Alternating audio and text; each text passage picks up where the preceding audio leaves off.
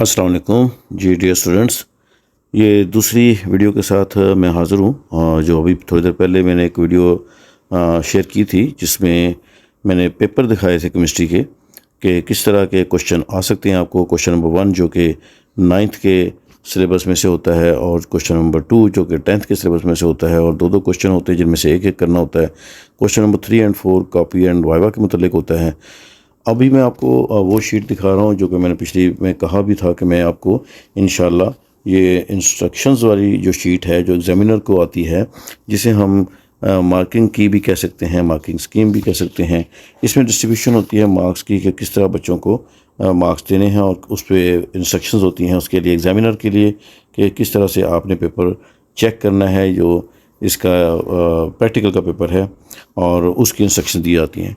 इसका आप चेक कर सकते हैं। फर्स्ट नंबर पॉइंट में क्या है, वैसे आपसे रेलेवेंट नहीं है ज़्यादा, वो एग्जामिनर को सिर्फ इतना कहा जा रहा है कि आपने जो शीट चेक करनी है, इनकी आंसर शीट जिस पे इन्होंने प्रैक्टिकल लिखा हुआ है, उस पे वो ग्रुप नंबर भी डालें जो ग्रुप नंबर प्रैक्टिकल का है। हमने पिछले जो प्रैक्टिकल देखे तो उसमें ऊपर ग्रुप लिखा होता है, जो ग्रुप 1 2 3 कौन से ग्रुप का है, तो ग्रुप का वो नंबर डालेगा ताकि पता चले कि कौन से क्वेश्चन पेपर के साथ ये क्वेश्चन मैच होंगे।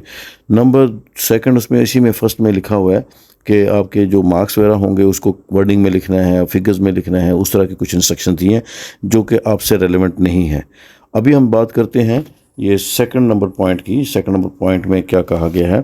सेकंड नंबर पॉइंट में कहते हैं जी कैंडिडेट जो है ना उसको इन्फॉर्म कर दें कि वो रिकॉर्ड करे अपने वर्क को, जो उसने काम किया है वो काम उसका जो है ना उसमें डायग्राम शामिल है या उसके ऑब्जर्वेशन शामिल है, जो कुछ भी उसने काम किया है वो सब कुछ रिकॉर्ड करे अपनी आंसर शीट पे। ये मैं पहले भी आपको कहा है, केमिस्ट्री में चूँकि लिखने का काम ज़्यादा है और पहले से हमें ये चीज़ें याद होती हैं। हमें प्रैक्टिकल परफॉर्म करवाया जाए ना करवाया जाए, प्रैक्टिकल हमने परफॉर्म करना है नहीं करना, लेकिन हमें प्रैक्टिकल का सारा इन जो है ना याद है, हमने लर्न किया हुआ है, उसके प्रोसीजर, उसके केमिकल्स, उसका ऑपरेटर्स। तो we have to write all things on the answer sheet. उस पर पहले से हमने उसको लिख दिया है। नंबर 3 पॉइंट हम देखते हैं कि वो क्या कहता है।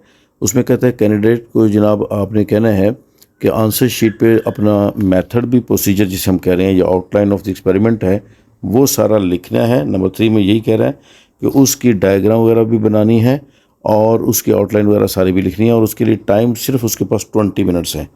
जैसा कि मैंने आपको पहले बताया कि हमें जो प्रैक्टिकल करने हैं, लिखने वाला काम, उसके लिए बाकायदा टाइम भी एलोकेट किया जाएगा और उस टाइम के अंदर अंदर हमें वो काम कंप्लीट करना है जिसमें ऑपरेटर्स या केमिकल्स या प्रोसीजर हमने पूरा लिखना है।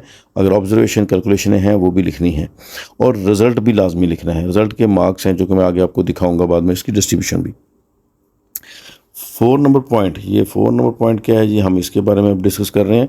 4 नंबर पॉइंट में ये कह रहा है कि आपका इसमें कैंडिडेट्स को हमने कहते हैं जी ये भी कहना है कि अपने आउटलाइन या डिफरेंट जो स्टेप्स हैं एक्सपेरिमेंट के, वो सारे के सारे आपने उसको लिख देने हैं पॉइंट वाइज। और जहाँ भी कोई एप्लीकेबल है कोई डायग्राम या कोई चीज़, वो भी आपने करनी है। और कैलकुलेशन जो है ना वो खुद भी कहते हैं जी आपने कैलकुलेशन लिखनी है और डायग्राम को लेबल करना है आपने। वो डायग्राम जो बनानी है उसको बाकायदा लेबल भी किया हो। तो ये 4 नंबर पॉइंट में सेक्शन मज़ीद आपके बारे में इसी की चीज़ की है। और 5 में देखें जी एक्सपेरिमेंट का कहा जाता है कि इन द एक्सपेरिमेंट इन्वॉल्व, जो कैलकुलेशन जिसमें इन्वॉल्व है ऐसे एक्सपेरिमेंट में जैसा कि मॉलिक्यूलर वेट वाला सब है, इस तरह के कहते हैं जी आपने उसको कहते हैं फुल क्रेडिट जो शुड बी गिवन। अगर प्लस या -5% एरर हो तो क्रेडिट उनको फुल देंगे।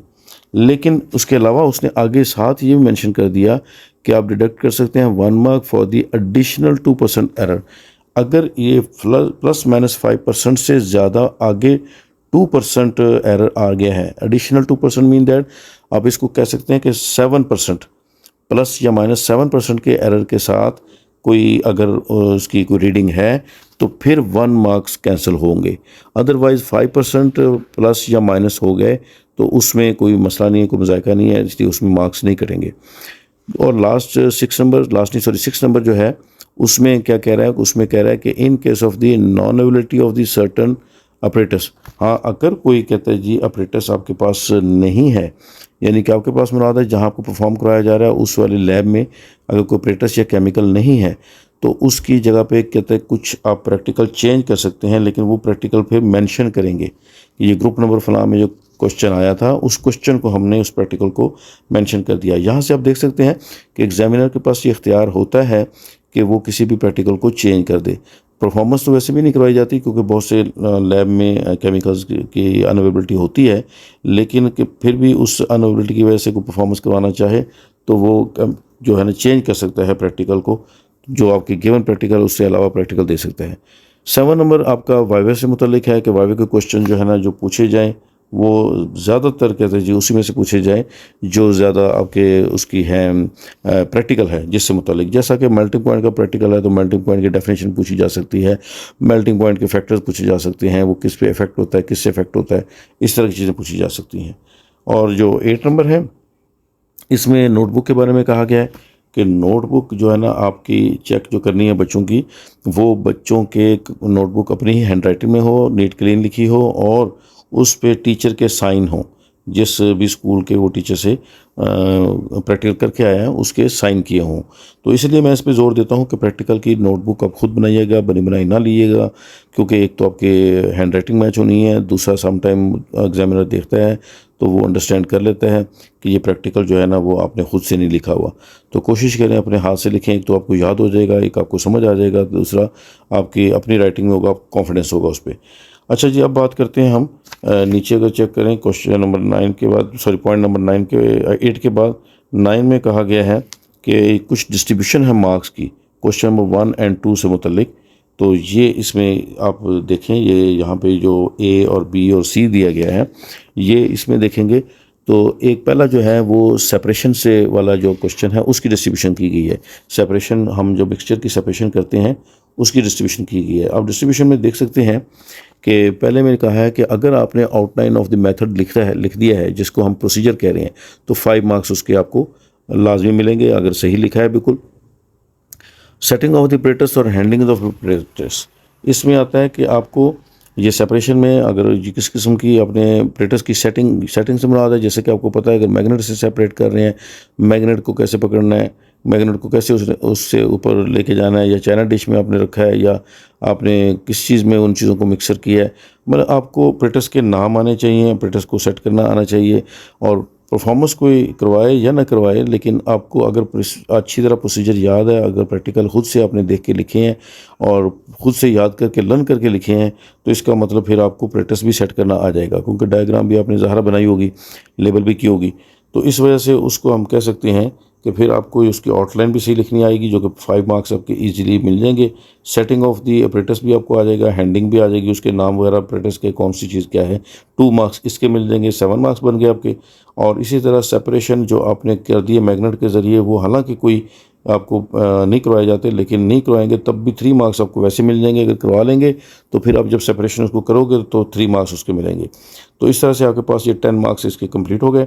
और फिर है कि आप रिज़ल्ट देखें, रिज़ल्ट पे स्पेशल मार्क्स 2 हैं, यानी कि रिज़ल्ट अगर आपने नहीं लिखा, मिस हो गया, तो शीट पे ही आपके एविडेंस आ गया कि आपको रिज़ल्ट का पता ही नहीं कि क्या करना है। मैंने आपको टिप्स दी थी और वो टिप्स मैं मज़ीद भी अगर एक बनाता हूँ अपनी एक वीडियो जिसमें कि how to write practical copy, उसमें बताऊंगा कि रिज़ल्ट कैसे लिखते हैं। लेकिन अभी यहाँ भी मैं आपको मेंशन कर दूं, ज़्यादातर जो क्वेश्चन दिया होता है ना उस क्वेश्चन से ही रिज़ल्ट बन जाता है आराम से। कैसे कि फ़र्ज़ करें लिखा है separate the mixture of the iron filling and sand, तो आपने वहीं से रिज़ल्ट बना लेना है कि आई हैव सेपरेटेड या आई सेपरेटेड, यानी कि सिर्फ आई लगाया कि मैंने वो सेपरेट को सेपरेटेड कर दिया, तो बाकी आपने वही लिख दिया मिक्सचर को किसका है, वो आयरन फिलिंग का, सैंड का, या आयरन फिलिंग एंड सॉल्ट का जो भी मिक्सचर होगा। तो 2 नंबर आपके मुफ्त में ये मिल जाने हैं। तो अगर आप सिर्फ क्वेश्चन से ही, जो आपका सवाल दिया गया उस सवाल से ही सिर्फ आपने रिज़ल्ट बना दिया तो आपके ये मार्क्स कंप्लीट हो गए। इसके साथ ही नीचे देखें जी आपका बी पार्ट, ये बी वाला जो है ये आप समझे, मैं पहले बात कर रहा था कि जैसे 2-2 क्वेश्चन होते हैं, तो ये अगले पार्ट जो आपका आ गया, फर्स्ट करें मेल्टिंग पॉइंट का आ गया या बॉइलिंग पॉइंट का आ गया, तो इसमें भी आपके पास प्रोसीजर या आउटलाइन ऑफ द मेथड होगी, तो इसमें 5 नंबर 5 मार्क्स आपके बन गए। और इसी तरह इसके जो लेबल डायग्राम, इसमें क्योंकि डायग्राम होती है जिसमें बीकर शेकर और आपके थर्मामीटर वगैरह सारा उसको लेबल भी करना होता है, जहाँ पे लेबल डायग्राम की ज़रूरत पड़ी है वहाँ 2 मार्क्स उसके लेबल डायग्राम के हैं। ऑपरेटर्स की सेटिंग वगैरह, यानी कि ऑपरेटर्स की सेटिंग से मुराद है कि किस तरह बीकर ऊपर रखना है, ट्राइपॉड स्टैंड के ऊपर रखना है, थर्मामीटर किस तरह हैंग करना है, सिर्फ इतना सा उसको दिखाना वो, कि जबकि आपने लेबल डायग्राम बना ली तो आपको खुद पता होगा कौन सी चीज़ मैंने कैसे रखनी है। तो जैसे ही वो अप्रेंटिस आएगा, अप्रेंटिस एग्जामिनर पूछे कैसे इसको सेट करना है, तो उसको सेट कर देने के नाम से नंबर से आपको 1 मार्क्स इसको मिल जाएंगे। उसके बाद आपके पास है रिकॉर्ड ऑब्जर्वेशन। आपने इसकी जो ऑब्जर्वेशन ली है, यानी कि आपने टेम्परेचर पता किए, जो कि वैसे फॉर्म नहीं कराया जाएगा, तो फिर तो ये मार्क्स आपके सिर्फ आपकी जो कॉपी पे लिखा गया था ऑब्जर्वेशन है उसी से मिल जाएंगी। और कॉपियों की ऑब्जर्वेशन मैंने कहा हुआ है कि एज इट इज़ आप लिख दें, इल्मी वाली की कॉपी पे है या स्टार की कॉपी पे लिखी लिखाई हैं, वो एज इट इज़ आप चाहे लिख दें, उसके भी आपके 2 मार्क्स आराम से मिल जाएंगे। और फिर आखिर में फिर वही रिज़ल्ट है, रिज़ल्ट पे 2 मार्क्स आपको मिल रहे हैं, तो टोटल आपके 12 मार्क्स इधर से कंप्लीट हो जाते हैं। और जो बाकी मार्क्स हैं वो आपके वाइवे के हैं या आपकी कॉपियों के नोटबुक के हैं। तो इस तरह से आपके कॉपी जो नंबर हैं आपको मिल जाएंगे। लेकिन आपकी जो शीट पे नंबर देखें, आपके ये 2 पार्ट्स हैं, अगर करते हैं तो 24 मार्क्स आपके इसी के बन के शीट पे, 6 मार्क्स में 3 मार्क्स आपके वाइवे के, 3 मार्क्स आपके कॉपी के, 30 मार्क्स का ये पेपर होता है। सी में देखें जी, अगर आप अब सब्लिमेशन वाला कर रहे हैं तो उसमें भी आउटलाइन आपकी जनाब लिखेंगे 5 नंबर हैं, और पेपर की जो आप उसके कर रहे हैं उसको प्रॉपर हीटिंग जो उसको दे रही हैं वो 2 मार्क्स है उसकी, और हेडिंग ऑफ की जो प्रैक्टिस की आपने की है उसके भी आपके 2 मार्क्स हैं, और ऑब्जर्वेशन या रिज़ल्ट लिखने के फिर आगे 3 मार्क्स हैं। इसकी ऑब्जर्वेशन और रिजल्ट लिखने के 3 मार्क्स दिए हुए हैं, तो 12 मार्क्स इस तरह के आपके बन जाएंगे। इसी तरह एक्सट्रैक्शन ऑफ द हीटिंग, इसमें अगर आप कर रहे हैं तो इसके आउटलाइन के 5 मार्क्स हैं, और उसके अलावा इसकी केमिकल इक्वेशन लिखने के 2 मार्क्स हैं, और इसी तरह इसके करेक्ट टेम्परेचर रीडिंग देने के भी 2 मार्क्स हैं। और इसी तरह ये इसके अगर देखें हम लास्ट में है रिकॉर्डिंग जो ऑब्जर्वेशन की है, इसके भी आपके पास मार्क्स हैं 2, और आखिरी मार्क्स है इसका भी रिज़ल्ट का है।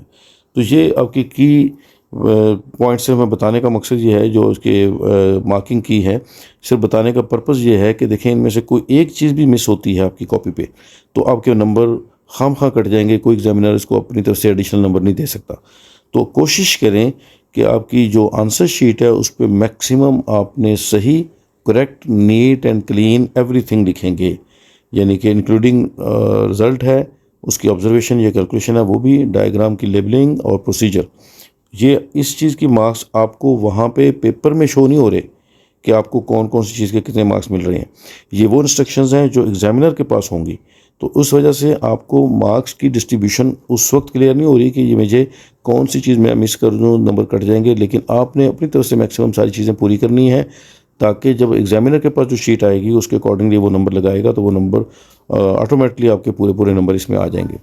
तो बाकी आपको मैं मज़ीद इसके अगले पेजेस दिखाता हूँ, लेकिन कि ये वीडियो लंबी ना हो जाए, वो नेक्स्ट वीडियो में हम दिखाते हैं।